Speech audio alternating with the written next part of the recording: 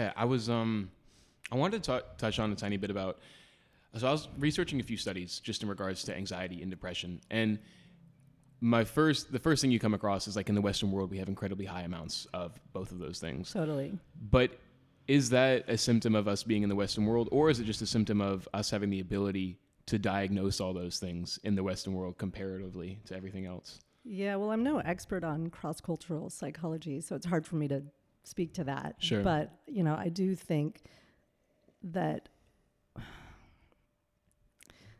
okay, I just want to make a qualifier here. Yeah, sure. Okay, that I am not a scientist or researcher. Mm-hmm. I read the science and the research, but I'm not doing it. Mm-hmm.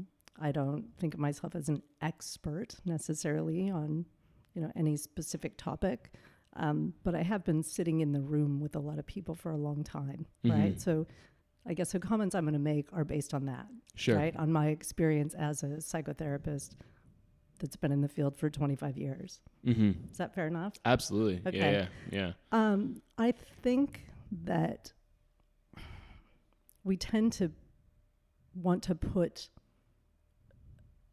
people's problems in, to put them in particular boxes, right? And I think it's become kind of easy just to call everything depression or anxiety, when if you dig a little bit deeper, there's more going on most of the time, and I think that's what we miss. We don't take the time to really understand what might be causing someone's depression and how that depression could actually serve as a function for that person and be protective in some ways, or how a person's anxiety is needed in a way, that it protects them from something else, or it's the result of a behavior that protects them from something else. So I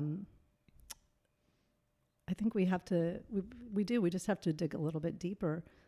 For a lot of people, if you think about depression as a state of like really shutting down, right, and hiding out and, not putting yourself out there in the world, well, that might make some sense if you've had some shit happen in your life where you've really been hurt by people, or,